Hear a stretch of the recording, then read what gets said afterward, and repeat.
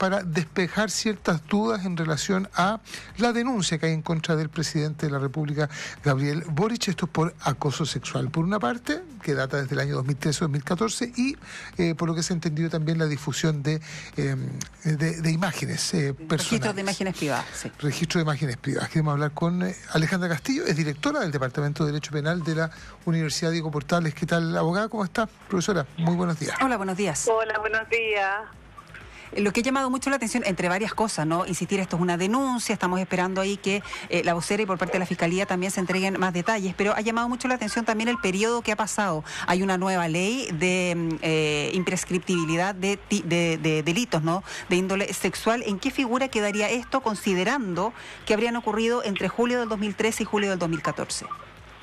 Sí, lo que pasa es que la imprescriptibilidad, primero hay que situar la figura, ¿no? ¿Ya? Porque lo que se leído en la prensa, y todos nos hemos nutrido de lo que sale en la prensa, Sí. es que se trataría de un caso de acoso sexual, que no es lo mismo que abuso sexual. Sí. Y el acoso sexual en general son actos de habla, manifestación verbal de requerimientos con algún tipo de connotación sexual o alguna tocación que no constituya abuso sexual, que son delitos distintos. De hecho, el delito de acoso sexual solamente tiene una connotación relevante cuando es en el espacio, en el acoso sexual callejero del 494-ter del Código Penal, y que de hecho es una ley que, si no me equivoco, data del 2019. Entonces no es una ley que haya estado vigente ni al momento de los hechos, en el caso que fuera supuesto, pero hasta donde yo entiendo ni siquiera es ese contexto, porque no es un acoso sexual callejero, es un acoso sexual en la intimidad, salvo que se trate también de un caso de acoso sexual en contextos laborales, pero que tampoco es delictivo, tiene relevancia laboral, pero no penal. Entonces no sería un hecho delictivo, en definitiva. Perdón, abogada, y el hecho de que hayan compartido esta práctica judicial, que es lo que hemos sabido también a través de la información a la cual hemos accedido todos en igualdad de condiciones, a través de la prensa, básicamente, se entiende que compartir una práctica en el contexto de una corporación de asistencia judicial en la región de Magallanes, ¿eso no configura un espacio laboral? No, pues, pero de nuevo, aun cuando sea una infracción a algún tipo de regulación laboral que haya tenido la institución propiamente tal, no es un hecho delictivo, porque lo que están tratando de situar es que esto fuera un delito o algún tipo de falta o crimen, que no lo es, y yo creo que no lo puede ser, porque no hay ningún tipo penal que cubra este tipo de conductas, salvo, como le cuento, el acoso sexual callejero, que no sería el contexto, y que, bueno, uno dice, bueno, pero es aún peor que se ve en espacios cerrados, ¿no? Bueno, sí, pero el tipo penal no cubre ese tipo de supuesto. O sea, el tipo penal solamente cubre en el contexto laboral, por una parte, y luego a partir del 2019, si no me equivoco, usted hacía referencia a una disposición de ese año que dice relación al contexto callejero. Pero solo, el penal, solo el callejero, no tampoco el laboral, exactamente. El otro es laboral. O sea, no se daría el tipo penal en este caso de acoso sexual. No, y aun cuando se diera, el tipo penal a la fecha de los hechos no estaba vigente, y es un tipo que tiene una pena mínima, o sea, es casi un delito de bagatela, porque efectivamente se trata de una conducta de acoso, no de abuso, que es totalmente distinto. Y uno dice, bueno, cuando uno, por ejemplo, le hace algún tipo de requerimiento de índole, vamos a tomar algo, y lo reiteran, es molesto, sin duda, pero no es una conducta constitutiva de abuso, que es algún tipo de tocación en partes genitales, por ejemplo, que es mucho más grave, ¿no? Sí. Había otra figura, abogada, esto de que entendemos hasta ahora que la denunciante había mandado una serie de correos electrónicos desde distintas casillas, ¿no? Entre ellas fotografías, imágenes privadas, y también la acusación está en la difusión de esos registros. ¿Cuál es esa figura? ¿También aplica el tema de la temporalidad? ¿La difusión por parte de ella o por parte de...? Lo que entendemos es que, claro, que ella se lo envía a él y que él habría difundido las imágenes. Claro, bueno, ahí podría haber una difusión de imagen no consentida. Lo que pasa es que depende en qué contexto, porque resulta que efectivamente hay un tipo penal donde uno le impide difundir imágenes, ¿no? Que se han enviado o grabar, no me acuerdo exactamente cuál era la tipificación, pero hay que ver bien exactamente qué tipo de contenido es el que se está difundiendo, si es contenido de tipo íntimo, si es solamente información, si para él es un mecanismo de defensa. No tengo claro, porque hasta ahí no llegué a la prensa exactamente qué es lo que se estaría difundiendo. Sí, no, tampoco queda muy fotografías claro, explícitas, sí. Fotografías de carácter explícito, se ha dicho. Claro, que le envió fotografías, que es algo que ella solamente, esto en un tono además de reproche, además, ¿no es cierto?, de señalar que solamente lo había hecho con personas con las que había tenido alguna relación en calidad de pololos, lo hacía con ex pololos, pero que era la primera vez que lo hacía con él, y le prohibía, digamos, difundir. Eso después de habérselas enviado. Claro, le prohibía difundir esas imágenes o compartirlo con quien sea. Eso es lo único, es el único antecedente que hay a propósito de estos correos que se han presentado a la Fiscalía por parte de la defensa y que se han filtrado a la prensa, Alejandra.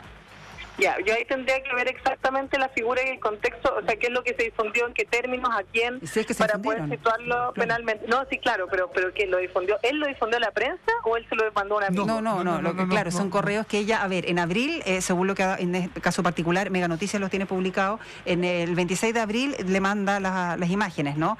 Y ella en otro correo, al que tú haces referencia, Álvaro, en julio, en otro tono también dice, te mandé esto, fue un error, bórralas, te prohíbo que las muestres, en fin. No sabemos si hubo difusión o no, esa parte de la denuncia. Por eso, lo que habrá que investigar. entonces, claro, eso es lo que yo necesito saber, si es que efectivamente se difundió la imagen o no, porque son hipótesis distintas. Entonces, necesitamos más claridad respecto al hecho para poder situarlo jurídicamente hablando, ¿no? Pero en principio todo apunta a que efectivamente puede ser que lo que señala el abogado del presidente sea factible, que el acoso no haya venido necesariamente por parte de él, o tal vez que hayan sido cuestiones cruzadas, que eso también es factible.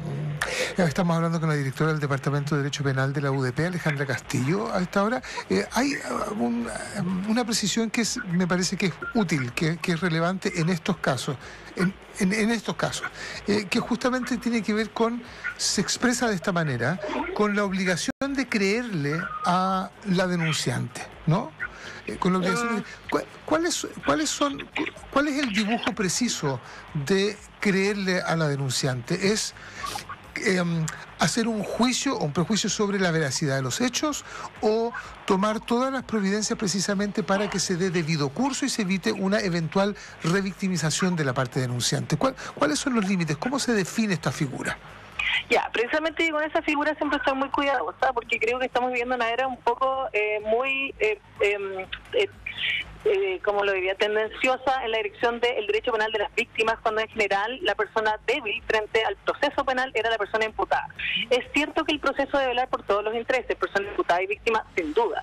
Es lo que pasaba antes, que efectivamente había un cuestionamiento a las víctimas en materia de delitos sexuales. Eso no es una realidad por parte tanto de las policías, por parte del Ministerio Público, por parte de la Defensoría. Eso lo vimos en el caso de Navila Rifo, lo vimos en muchos otros casos. ¿Y cuál es el llamado hoy día y cuál es lo que la ley Antonia precisamente buscaba? Es evitar la revictimización y que las víctimas les crean en sus denuncias. Eso no significa que lo que la víctima señala sea realmente lo que señala, porque ella puede tener un error de percepción respecto del hecho delictivo, puede considerar que un supuesto es un hecho delictivo cuando no lo es, o precisamente puede haber errado respecto de la connotación, por ejemplo, no sé, de un acoso sexual o de un abuso sexual. Hay gente hoy día que por desconocimiento entiende que todo es violación y hay cosas que son violación, otras que son abuso y otras que son acoso, y son conductas distintas. Pero eso no significa, insisto, en que la presunción de inocencia se revoque por el hecho de no revictimizar. El llamado es a lo que usted señala, Álvaro, a no revictimizar a la persona que denuncia. Claro, por supuesto. Abogada, y en ese sentido también, bueno, el abogado también del presidente Boric dijo en la mañana, entre varias cosas, ¿no?, que explicó esto, que el presidente es víctima de una situación de acoso sistemático. Considerando que esto ocurrió hace una década atrás, ¿podría denunciarlo él ahora, justamente el acoso, el tema de los correos? Es que, de nuevo, no tiene una figura penal que cubra, bueno, hay algo así como el stalking, pero no hay un stalking regulado exactamente en Chile, y ese sería un acoso, de nuevo, el acoso sexual solamente en Chile cubre los supuestos de acoso sexual callejero, y hay hipótesis del sistema laboral, ¿no?, acoso sexual en contextos laborales, y algunos acosos sexuales, claro, en educación superior, por ejemplo, en la universidad, etcétera. Pero hay ciertos supuestos que no están cubiertos del todo. Entonces, ese caso del acoso mediático, por ejemplo, no es precisamente un tipo penal, y de hecho, aun cuando lo fuera, a esa fecha ya estaría prescrito, es decir, porque en general, incluso el acoso sexual callejero, o sea, no tiene una prescripción muy baja, porque no es ni siquiera, si no me equivoco, tiene una pena de 6 meses, una cosa así. Solamente, pensé que me voy a salir del tema, pero a propósito de que hay ciertos supuestos que ni siquiera están cubiertos, ¿se discute en la doctrina y en la academia la necesidad de otros tipos penales que cubran esos supuestos no cubiertos, Alejandro? Siempre se discute, efectivamente, pero uno nunca tiene que olvidar que nosotros vivimos una sociedad que siempre ha concebido el derecho penal como el derecho penal de intervención mínima, no el derecho penal de la última ratio, que solamente reacciona para casos especialmente graves. Y cuando son cuestiones de la vida cotidiana que se pueden volver molestas, muchas veces hay que dejarlo a otro tipo de regulaciones, ¿no? Por ejemplo, en temas de manejo de datos personales, que a lo mejor tienen una vía más regulatoria que penal, etcétera. Se discute sin duda. Yo a lo que no llamo, y de hecho hago un desincentivo, a que todo se vuelva punitivista y que se crea que con la norma penal se solucionan los problemas, porque eso no es así. Lo vemos en femicidio, lo vemos en un montón de otras materias.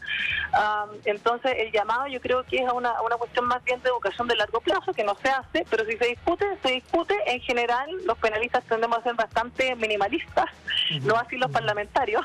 Yo creo que hay que ser minimalista. Abogada, le queremos agradecer mucho su tiempo. Vamos a estar, por supuesto, atentos, ¿no?, a los detalles que se puedan entregar en instantes ahí desde La Moneda también. Es directora del Departamento de Derecho Penal de la Universidad Diego Portales, Alejandra Castillo. Muchísimas gracias. Gracias, profesora. Gracias a ustedes, que estén muy bien. Adiós.